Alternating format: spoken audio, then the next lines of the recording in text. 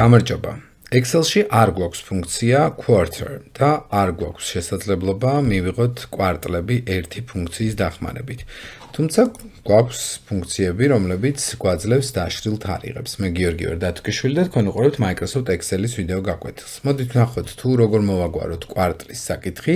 პირველ რიგში გავიხსენოთ, რომ გვაქვს ფუნქცია day, რომელიც ამოიღებს დღის რიგით ნომერს. გვაქვს ფუნქცია monthsy, რომელიც ამოიღებს თვის რიგით ნომერს და გვაქვს ფუნქცია year, რომელიც ამოიღებს წელს. ჩვენ კი აქედან მხოლოდ და მხოლოდ monthsy გვაინტერესებს, იმიტომ რომ monthsy-ია, რომელიც განაპირობებს იმას, თუ დავუშვათ რა იქნება ჩვენი კვარტალი. ასეთ შემთხვევაში დავწეროთ ფუნქცია int და int ფუნქციაში გავაკეთოთ შემდეგი რამ.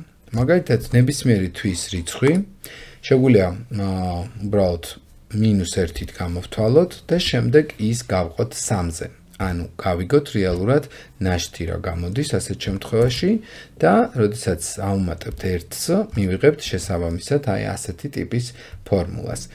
აქ უკვე ვნახავთ, რომ მართლაც მე-11 თვე არის მე-4 კვარტალი.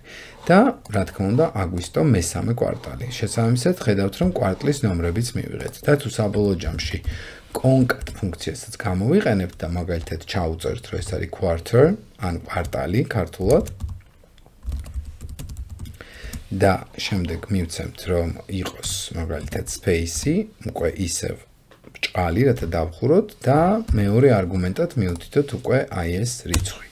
შესაბამისად, თითოეული თარიღისთვის მივიღეთ თუ რომელი კვარტალია.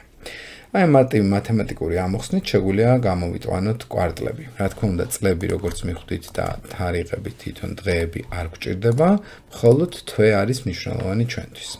მადლობა ყურადღებისათვის, არ დაგავიწყდეთ, გამოიწეროთ ჩემი არხი და გელოდებით ტრენინგებზე. დროებით.